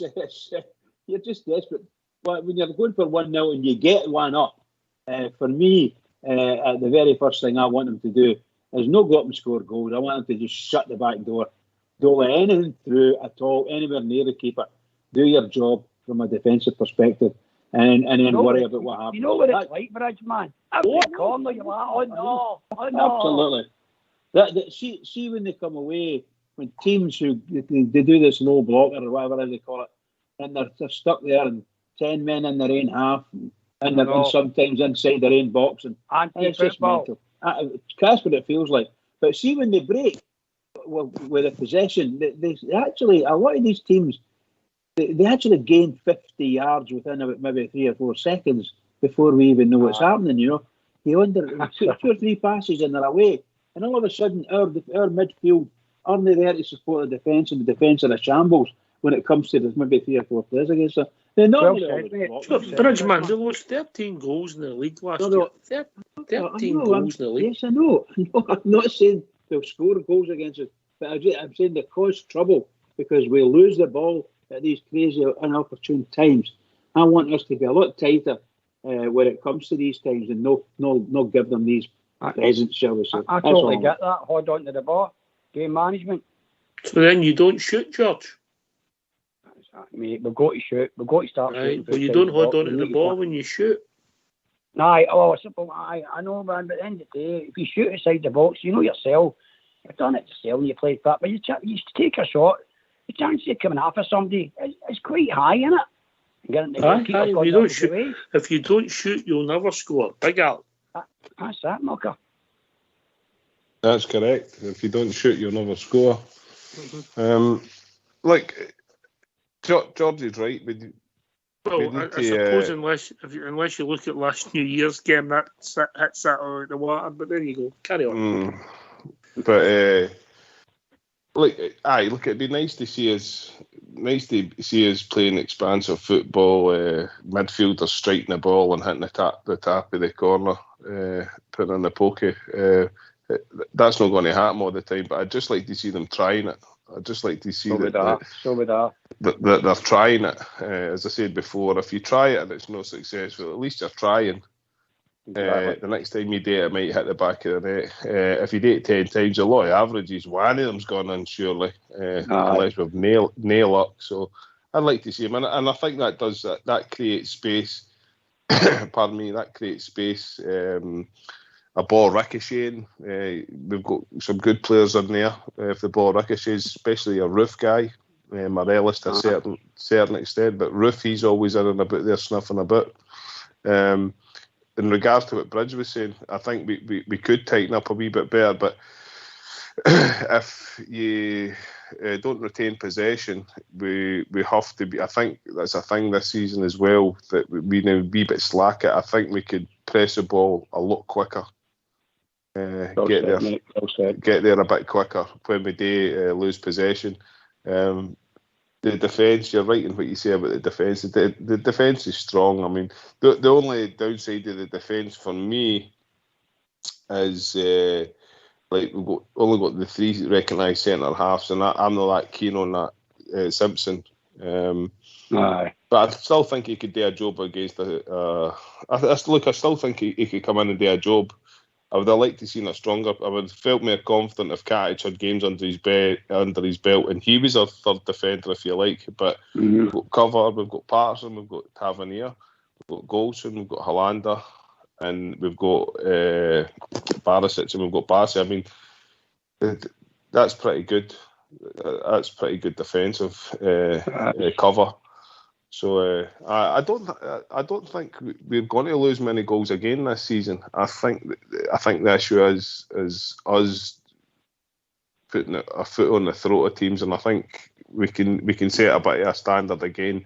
We set a standard the other week there, and I think we can set a bit of a standard again to let the so-called smaller teams in the league know we're not here for fun.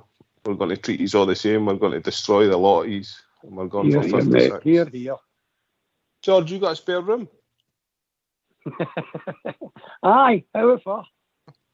Just when I'm back, I would love to see the delights of East Kilbride, soaking the culture and all that. Come and stay with me for the weekend. Dear. Just let me know, Big Al. Zombie apocalypse. If that happens, let me know. So there's guys walking about talking to pallors and all that, lampposts, because they're full of these things. I don't know what they're full of. Zombie apocalypse. I love it, George. Let us know, Big Al. So I keep away from East Kilbride that weekend. I was just about to try the cafe culture and all that. You know what I mean? The woman culture. Oh dear. Right, I've got Fox has actually asked me to ask this. Yeah, it's something he's interested in. He's a connoisseur of football. And he says, look, we'll wait till we get some brains on about the game and all that. All right, they've not turned up tonight, but we'll ask you anyway, right? Who's going to make it's off topic, so who's going to make the biggest difference at their club this season? Messi or Ronaldo? Southside. Oh, Ronaldo. Yeah. My opinion is Ronaldo's the best player. He's better than Messi. Proved that, been at different clubs and won things and carried Portugal, talisman. So I'll go for Ronaldo, mate. Okay, Big Al? Yeah, just everyone Southside said Ronaldo. He's the best the world's ever seen, except for Maradona and Ali McCoy. Okay. Bridgeman? You take Ox in your head. Thank you, mate. Thank you. Just behind him. I was. you like? That's shocking. Can I just say, I would say Messi. Messi's a fabulous player, wonderful. One of the best players the world's ever seen. Remember, but the question is, who's going to make the biggest difference? I think he will make a big difference. Think of it. I don't think Ronaldo's going to be the big success that people think he has been. So I just don't think it's going to happen for him. The way people think. 2-1 Ronaldo. Pressure's on you, George. Oh, I'm going for Ronaldo, 100%. Oh. What's your rationale? He's proved it every club he's been to, man. He's been the top player. You know what I mean? So I think he'll be the top player at Man United and all. I know you and him look quite similar. I believe you two look quite similar, George. Is that correct? Oh, choosing a double one. No, I'm always got Ronaldo. It's George, mate. George. Is it not Ronaldinho George looks like? No, it's you. That's you. No, I'm mailing through a tennis racket. Sorry, I read that right. It wasn't Ronaldo. It was Ronald McDonald, Fox said. Ronald McDonald. Very good. Very good. So what do you think, Oxford? What do you think, Oxford? Who's going to make the biggest difference? So what we accepting here? Either win the league or they win the Champions League. Is that what they're saying? The clubs, would that be fair? Would that be success for they two? I would say. It must be. I would say that Messi's more chance of getting the medals than Ronaldo has. Just Man United, I think there's issues there. I suppose so. Who do you think's better at the two then, Ox, in your own opinion, as a player? I was always more a Messi man, mate. Yeah, people with skill and ability to make things happen. Ronaldo, fantastic at his job and successful. Just, but listen, he's everybody's so fast, man. He's so fast, man. Everybody sees the game so different. I mean, I get your point about Ronaldo doing it with Portugal, but Messi just won the Copa del Rey, is it? The Copa of America, whatever it is. Yeah. Won that.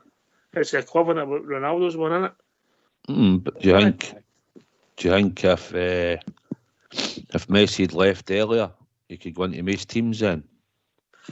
I think he's left it too late. But as I'm talking about George, he could have. I mean, see, like me, I look at Ronaldo, what he's done since he left, what he done at Real Madrid and hat tricks and everything. Right. Then he's moved on, he's done it at Juventus and all that. He's carried Portugal to World Cups and European Championships. George, let him talk, mate. It is a question because obviously Man United's going to come up against Man City this season and Chelsea are looking good. So could Man United win the league? Possibly, but they've got Gerrard team. But is it a tougher league? Aye, than what maybe PSG's playing against in that league. Aye, maybe that's a point. Aye. So they'll be judging how they do in Europe. And I still think at the moment Messi's got maybe a chance of getting the winners' medal than Ronaldo. I wouldn't have the two teams as favourites to win that competition, but there you go. But it's interesting. Just a wee question. I think that Messi went to Barcelona was like a kid, and he's been there ever since, and he's been absolutely fantastic for them. They brought him through, then he's brought them through. He was a man that made Barcelona tick. Their tiki-taka football all worked because Messi was on the park, in my opinion. And his wee pal Iniesta, wonderful pairing. Iniesta and Xavi, mate, they were. They made it. They made it easier for him. You always need good players round about you as well, and they did it. And what they were playing a brand of football, and they always looked for Messi because he's the one that could take the last 10 yards with the ball at his feet, get into the box, get a penalty or get a shot in, and a lot of the times he scored. That was the trouble with the Rangers Radio 5-a-side team. It used to take Fox 10 minutes to take a throw in.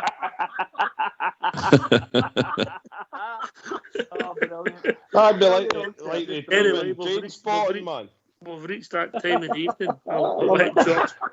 I'll let George have a shout out. George, you let me have a shout out? On you go. Love you, Amanda. See you tonight. Leave it out. I just want to say, I want all these Rangers to go tomorrow, by the way. and play like Rangers can, by you know what I mean, and tear that St Johnstone apart, by you know what I mean, and shut everybody up, know what I mean. And I swear to God, I want all you to have a fantastic day tomorrow. Every Rangers supporter out there, everyone is have a fantastic day. I believe there's some parades going on tomorrow, maybe, and I believe they're just up in the northwest of the city. They've got a new triangle. It's got Skipper's name on it, if he's available. Big Al, over to you, shout out. Aye, the Rangers will do it tomorrow. Easy peasy. Rip them a new one. Southside. Aye, mate. Aye, looking for a 3-0 victory going on for tomorrow. Looking forward to it. And just like to thank you yourself for having us on again tonight, and the company of you two fine gentlemen, yourself and Bridge. So thanks very much. Over to the Bridge. Oh. Yeah, what can I say? I'm really looking forward to it. Everybody knows how I feel about it. So, as far as I'm concerned, to all the Rangers fans all over the world, particularly Rangers fans on here on Rangers Radio, every single one is, please keep in mind, this is the biggest game of the season that's coming up. I've got one sleep. I don't know if I'll get any sleep, but I've got one sleep to get. That's what I need to do. Everybody, keep it going for the Rangers and make sure we win. Go and murder them, Rangers. Just murder them. Can I thank George UK, No problem. for coming in and joining us. John, who came in earlier, Bournemouth Bear, who we lost. I don't know, he was having problems with his internet. And of course, Amanda. Great to hear from Big Al all the way for us every time he comes on. Bridgeman and Southside for doing the show. Fox for doing the technicals. GB for giving him a hand. This has been Rangers Radio. We'll be back at 11 o'clock with Port Bear. And the pre-match, we'll be back at 11:30 with Port Bear with the pre-match show. Take it away, Foxy boy.